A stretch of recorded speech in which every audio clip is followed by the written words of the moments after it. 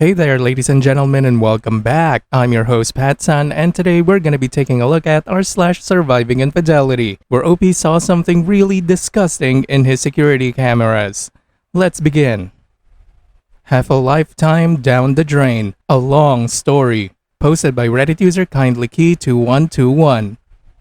Burner account here. Hey all. So, I've been reading Surviving Infidelity for a while now. Months. Just trying to hear other people's stories. Trying to find something similar to mine. It's been pretty fucking horrible, but there's such great advice on here from all of you. Anyway, here's what's happened to me just this week. Backstory. I'm 41 and soon-to-be ex-wife is 37. Soon-to-be ex-wife of 14 has not been affectionate for years. What I mean by that is, barely enough sex each month for any normal human. Barely any kissing, hugging, or touching. We don't have kids. Her excuses are that she has body shame. Although she isn't fat or skinny with awesome curves that I was still drooling over for our whole relationship. Any guy would be smitten on her. I don't understand this part at all. Especially in our late 30s, anyway. Maybe it was the depression she has. Or maybe she's been cheating for a long time without me knowing. I digress. My story. I've been working away often for my job. Sometimes away for a week or sometimes for 2.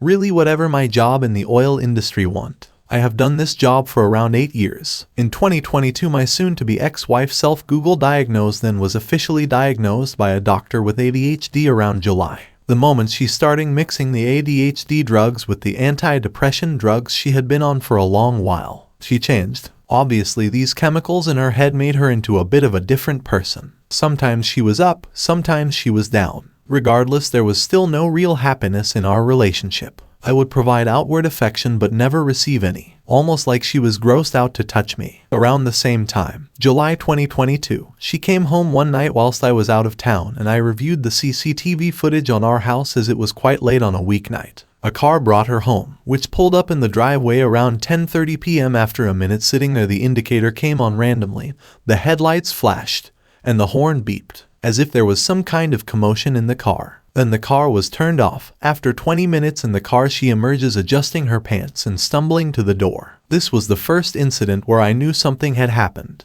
I confronted her when I arrived home from work, to which she said, "Nothing happened and I don't know what I'm talking about. Apparently it was just a friend dropping her home, and they were just chatting about work." I let this slide, as absolutely bullshit as it was. Albeit, I had zero proof of anything other than some nighttime CCTV footage. Fast forward to December 2022, she had this new friend named Sandra, not real name, who she had been hanging out with for a few months. Sandra and my soon-to-be ex-wife had been hanging out a lot over this July to December period. Soon-to-be ex-wife would send pics to me of them out and about. My soon-to-be ex-wife quickly changed over these months, not wanting to see our long-time friends anymore. She would make any excuse as to why she couldn't be home or had planned something else on the day they were coming over. She also was avoiding events which involved my family in the same way. In January 2023, she said she had met a new friend at the gym. We will call this person Gemma. Gemma had a really nice pool at her house and a few dogs which the soon-to-be ex-wife was often going to see for doggy play dates with our new dog we got for Christmas. She would hang out and drink wine as women do. I would occasionally get videos or pics of our dog jumping in the pool. This matters just below. The visits to Gemma's house became quite frequent. Gemma also often drank wine with the person above, Sandra, and my soon-to-be ex-wife at Sandra's house. This would go on for weeks, my soon-to-be ex-wife heading to Gemma's 2 to 3 times a week for doggy play dates. This wasn't normal function for my soon-to-be ex-wife of 14 years. She was much more of I can't be bothered kind of person. I considered it was possibly the ADHD drugs, her becoming a different person with confidence. But 2 to 3 times a week,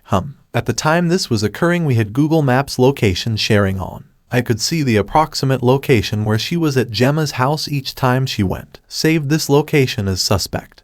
But then Google location sharing disappeared or was turned off around the end of January. I later turned on satellite view with terrain on Google Maps, zoomed right into the house and could see the pool which our dog was jumping in the videos and pics she had shared. Same color, same shape. So this was 100% the house which she had been going to. In February 2023, whether or not I was home or at work, soon-to-be ex-wife was at Gemma's house or catching up with Sandra. It wasn't normal for my soon-to-be ex-wife to be going out this much. Albeit, I stupidly put it down as a positive. People should be allowed to go out and have fun.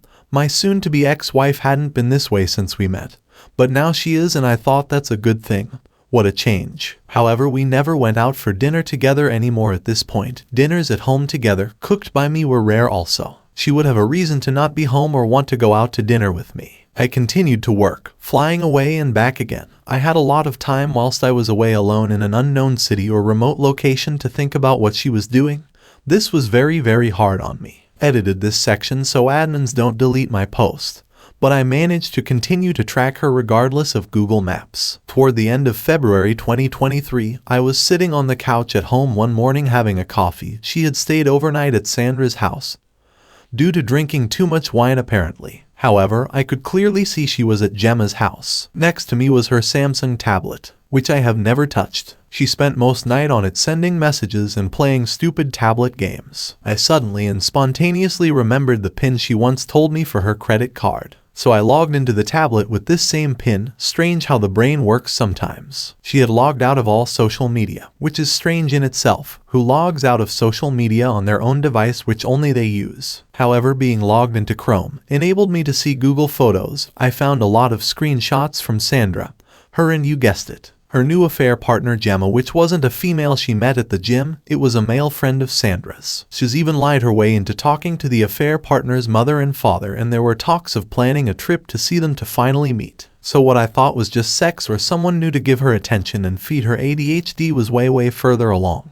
Sigh. At this point I held my rage in tongue and had to go back to work across country for a week. This was probably the hardest thing I've ever done in my life emotionally. On my return a few weeks ago, I logged back in again on another day and looked in the Google Photos trash where all the deleted items go to. Think recycle bin in Windows. I found a gold mine, and that this had been going on since the mid to end of 2022. Much as I suspected. Loads of loving messages, nudes, typical cheater stuff. The most insane part was at one point in November or December, affair partner and soon-to-be ex-wife must have had sex. She fell pregnant and took pills to have an abortion in February. She had taken pictures of the guide on how the pill process works, and there was screenshots of the soon-to-be ex-wife and Sandra discussing it and how strong she's been through these hard times, etc. So last month, I finally saw a lawyer, got all my info together and understood what I was up for. Drove directly home and fronted up and told her with the most numb, blank, monotone, dead voice that it's over. I know everything that she's done for months and to stop lying to me. I said I would appreciate it if she pack and go and stay with someone for a few days. I've mainly been alone in our house over the last 4 weeks, with friends and family coming around or inviting me out for a beer or dinner to comfort me during the day and night. She has come back to the house multiple times over these few weeks to work from home in our study room. I've purposely stayed out of her way and silent. We both have our names on this house, so she's entitled to come and go for now. The saddest, most narcissistic part is that she's yet to admit a single part of it. She hasn't said sorry and has continuously gaslighted me on not being there for her or not caring about her mental condition over the last few years, trying to shift the blame to me being the reason she made a decision to go and cheat. Thanks to this Reddit sub, I know this is what narcissistic people do. She believes somehow she is a victim and I made her that. But I know that I'm not the guilty one here. She made the decision to cheat. Now it's with the lawyers to sort out how we separate our assets and finances. Anyway, I'll update this thread how my next 6 months of separation goes. The rage, pain, sadness is just up and down every hour while I'm awake. There is only peace when I sleep. How can you be there for her when she's over there sucking another man's dick? Look, OP, do not allow her to put any blame on you. Her reasoning is bullshit and you know it. If you were such a bad partner, then why has she never asked for counseling or for a divorce? Why did she want to stay with you if you were so bad? Oh, that's right. You make good money and you do everything for her. Like a little bitch. Look, man, she didn't cheat on you because of you. She did it because she's a piece of shit. She just needs to tell herself that it's your fault so that she doesn't have to look into the mirror and see the whore that she truly is. OP, make sure that you tell all of your mutual friends and family about what she did before she could twist this into her favor. I'll be looking out for your next update, man. I'll see you in 6 months. Viewer support is the best way for me to remain independent and continue bringing you these daily videos, which will always be here on my channels for you to watch absolutely free. So please consider subscribing to me on Rumble and on YouTube. Both will be linked in the description box down below. Thanks for listening, everyone. If you even somewhat enjoyed today's story, make sure to give this video a thumbs up, and if you really like it, consider subscribing to PattSun to never miss a future upload. Stay strong.